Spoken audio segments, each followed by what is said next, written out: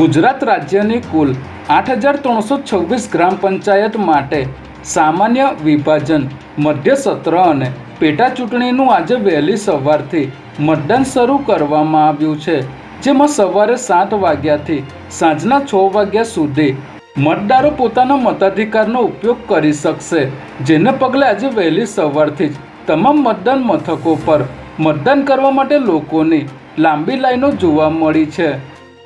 કોઈપણ અનિચ્છનીય બનાવ ન બને તે માટે સંવેદનશીલ મતદાન મથકો પર પોલીસનો ચુસ્ત બંદોબસ્ત ગોઠવવામાં આવ્યો છે। ત્યારે આગામી 25 જૂનના રોજ મતગણતરી હાથ ધરવામાં આવશે।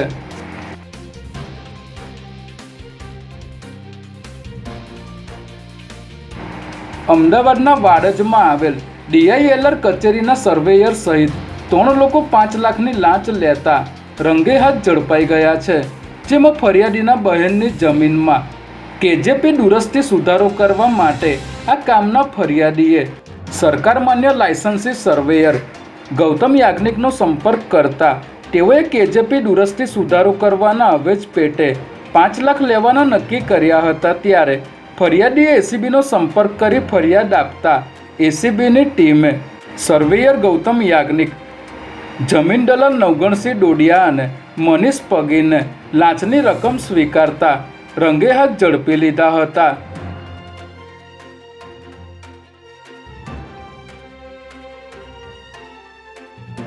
મુખ્યમંત્રી ભૂપેન્દ્ર પટેલે આજે રાજ્ય સરકારની Gujarat electronic component manufacturing policy 2025 launch કરી છે।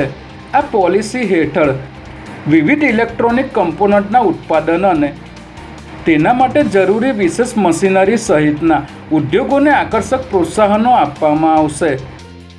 રાજ્યમાં ઇલેક્ટ્રોનિક કમ્પોનન્ટ મેન્યુફેક્ચરિંગ સેક્ટરમાં 35,000 કરોડથી પણ વધુના નવા રોકાણો અને મહત્તમ હાઈસ્કિલ એમ્પ્લોયમેન્ટનું લક્ષ્ય આ પોલિસી હેઠળ રાખવામાં આવ્યું છે। ત્યારે આ પોલિસી થકી ગુજરાત વૈશ્વિક ઇલેક્ટ્રોનિક સપ્લાય ચેનમાં પોતાનું મજબૂત સ્થાન પ્રસ્થાપિત કરશે।